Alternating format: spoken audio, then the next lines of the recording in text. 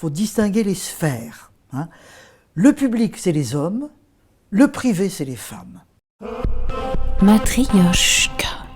Bonjour à toutes, bonjour à tous, femmes et hommes, bienvenue dans ce Matrioshka dédié à la merveilleuse militante féministe et historienne Michèle Perrault. Matrioshka, vous savez, ce sont ces poupées russes emboîtées les unes dans les autres, de la plus grande, la plus ancienne, à la plus petite, la plus jeune. Mais alors, qu'est-ce qu'elles se sont transmises ces poupées? Qu'est-ce qu'elles se sont transmises les femmes dans l'histoire? Quelle place se sont-elles accordées dans l'histoire, sur la scène politique, dans la sphère publique? Eh bien, nous allons le retracer, cela, avec Michèle Perrault aujourd'hui, elle qui a largement participé à rendre les femmes visibles, à leur accorder une place dans les manuels d'histoire, ce qui n'était pas du tout gagné, elle qui a co-dirigé les 5 tomes de l'histoire des femmes dans l'Occident, qui est un best-seller qui a été traduit dans de nombreuses langues. Alors on va lui poser quelques questions à Michèle Perrault. Pourquoi est-ce que plus de la moitié de l'humanité, nous, les 52% de femmes dans l'humanité, sommes restés dans l'ombre? Chers messieurs, ne partez pas, on va aussi parler de vous. Pourquoi cette domination masculine? Pourquoi les femmes à la maison, en faire valoir, et les hommes sur la place du bourg pour faire pouvoir? Pourquoi, Michèle Perrault, pourquoi ça s'est organisé comme ça? Elle nous dit. Je reviens un instant en arrière sur cette distinction du privé et du public. C'était un moyen d'organiser la société. Après la Révolution, après les révolutions anglaises, françaises, américaines, la société est quand même discrètement et lentement en marche vers la démocratie. Et l'idée de l'époque, c'était qu'il faut distinguer les sphères. Le public, c'est les hommes, le privé, c'est les femmes. Voilà. Et puis que chaque sexe œuvre, travaille, se développe dans sa propre sphère. Alors, la sphère publique était donc, en somme, interdite aux femmes.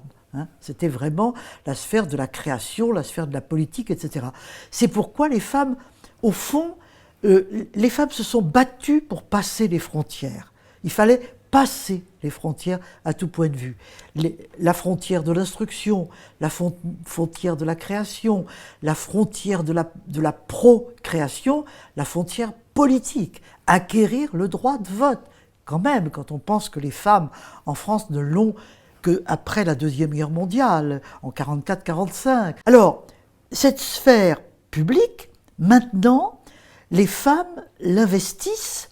Elles l'investissent non seulement pour faire comme les hommes, mais elles l'investissent aussi pour que leurs propres droits avancent. Le privé est politique, disaient les femmes du mouvement de libération des femmes des années 70. Qu'est-ce que ça veut dire ? Ça veut dire que les hommes ne peuvent pas faire n'importe quoi dans le privé. C'est pas sous prétexte que c'est privé, autrefois, un homme battait sa femme. Vous savez, on disait, l'homme, il est maître de l'intérieur, c'est la femme qui œuvre, mais c'est l'homme qui fait la loi. Il y avait quand même cette idée que le privé, l'État n'a pas à y voir. L'idée que l'État, avec sa loi, peut intervenir pour faire respecter une éducation sans coût, qu'un homme n'a pas le droit de battre sa femme, que le viol est quelque chose d'absolument impossible, c'est un crime, le viol. Les femmes se sont beaucoup battues pour ça.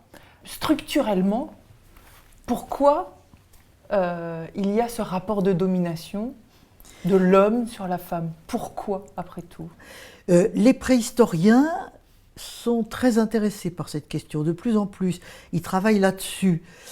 L'idée de Françoise Héritier, je ne fais que reprendre ce qu'elle dit, c'est que les femmes sont d'abord un ventre. Elles sont le ventre, le vase, comme on disait autrefois, de la reproduction.